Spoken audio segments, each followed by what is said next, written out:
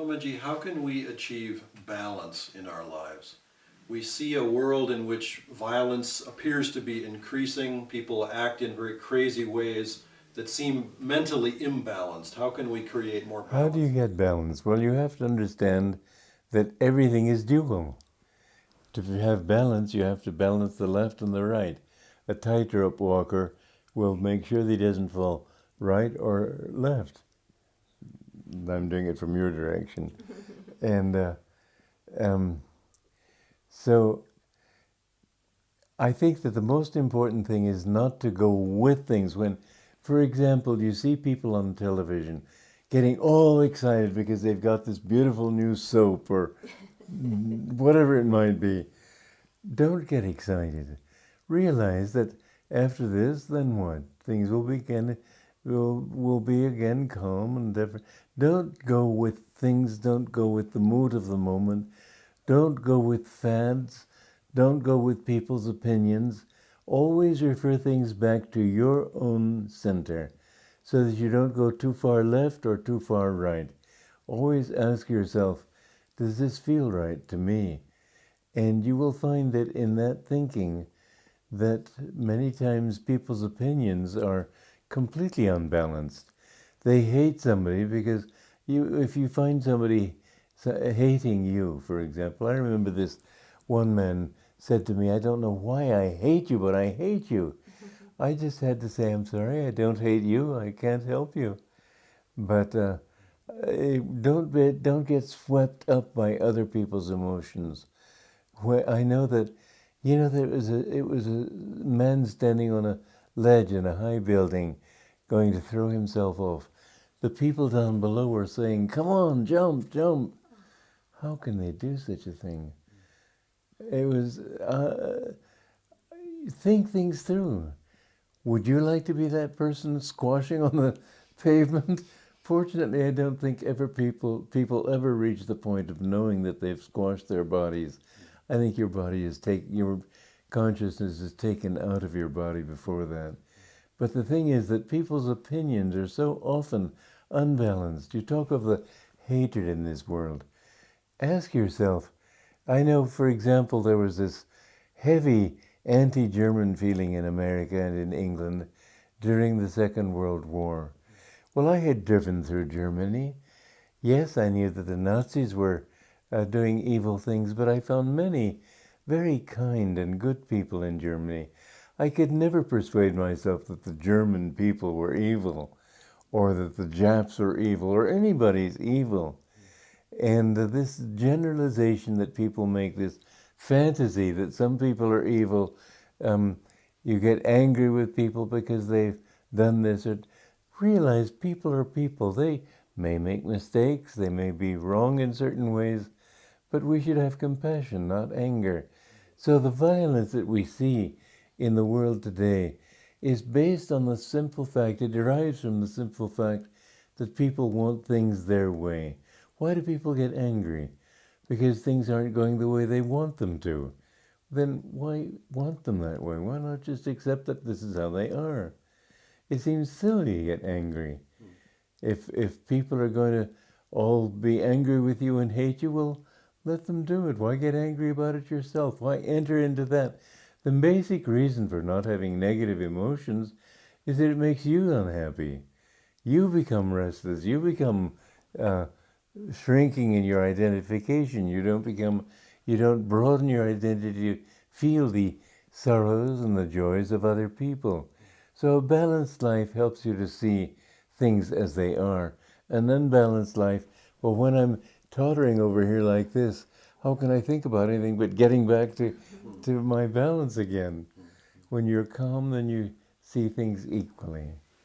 And achieving that calmness, how do we get to that state of even-mindedness? When things are good, say they won't stay this way. When things are bad, say they won't stay this way. Just recognize that life is constantly changing. You can never reach a point of absolute fulfillment until you find God. You finally get your fulfillment, then you have to find out that somebody steals what you have, your business fails, your wife dies, whatever it might be. There's always ups and downs in this world. You cannot help it. And so withdraw your mind a little bit. I know there's a story Yogananda told about a man whose son was bitten and killed by a cobra. And he accepted the news calmly, and his wife said, "You're heartless." He said, "No, you don't understand. I dreamt last night that I was a king, and I had 6 sons, and they were all bitten by cobras and died. Now I'm trying to decide which one should I grieve, this one son in this dream or my 6 sons in that dream. It's all a dream. We've got to understand that this life, it's not real. The only reality is God. Nothing else is real. And if you can reach that point, then pain, suffering, all these things don't have the same meaning for you.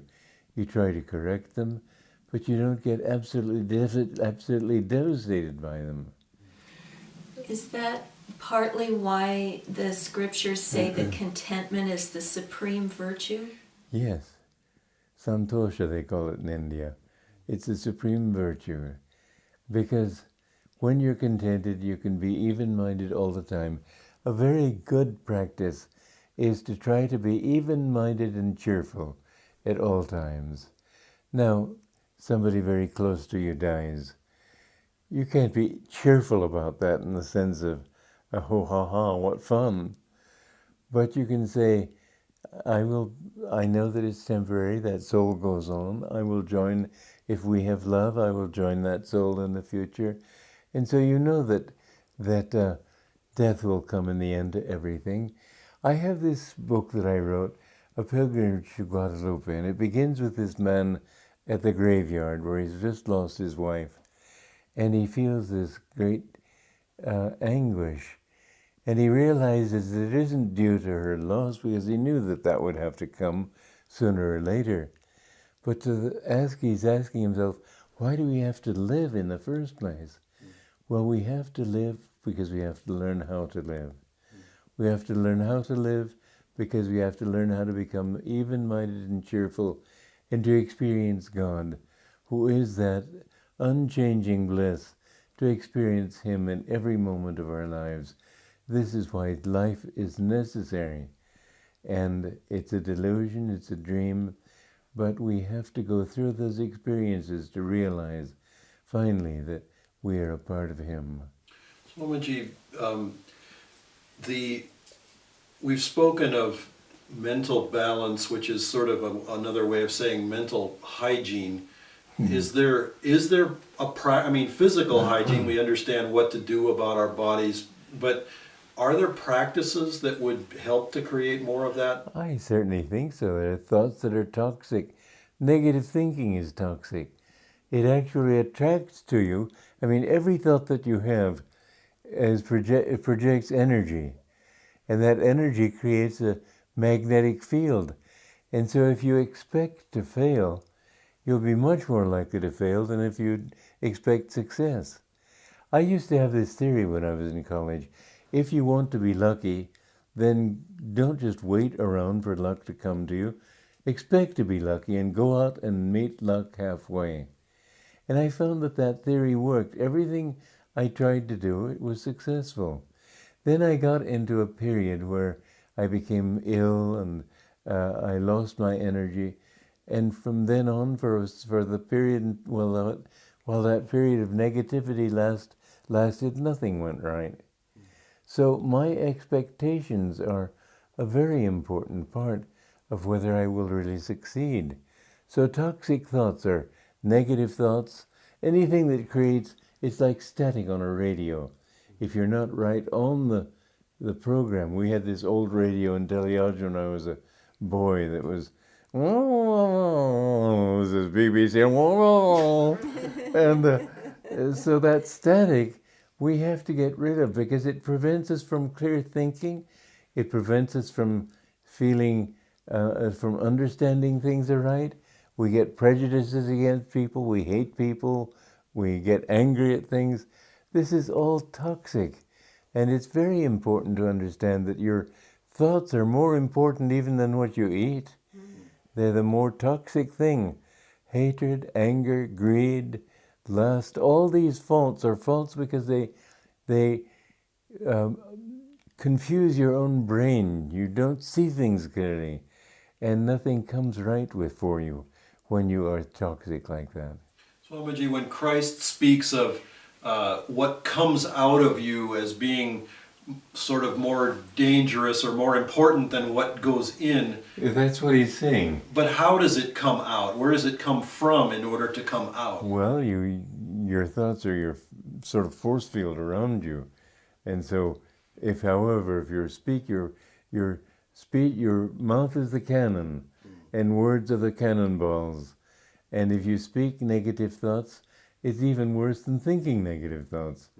I mean, I may just hate you, but if I say so, then it becomes clear.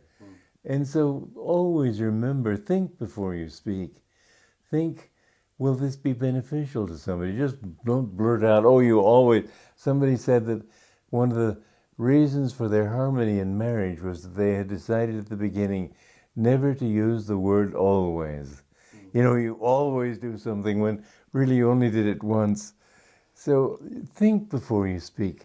Think, is this going to be helpful? Don't speak unhelpful truths, even if they're true.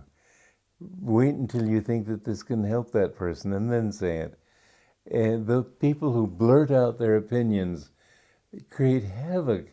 It's like a battlefield with destroyed relationships. Many friendships have been destroyed by an inconsiderate or ill-considered word. And on the other hand, you can build friendships when you think carefully, is this going to help this person? Don't just think what I want to say. Think if he's ready to hear it. If he's not, then why say it? I found that this is a very important thing that I've learned in my life, because I used to be too quick to say what I thought. I was in a restaurant when I was 3 years old in New York, and there was the silence that comes in a restaurant sometimes. And at that moment, little Donnie, me, said, "Daddy, tell us about the time you escaped from prison." And there was this stunned silence. And then suddenly everybody was laughing. What had happened was that my grandfather had said, my father had paid a traffic fine, and he said, well, I guess he avoided prison this time. But I've learned, because my tendency was to say things too without thinking enough, and my guru scolded me about it. But I've learned that friendships can be built or destroyed just with an ill-considered word. I've always, therefore, before saying anything, tried to think, is this the right thing to say? Will it help this person? You can see somebody ill. Don't say you look ill. Say you look as if you might be able to be much better.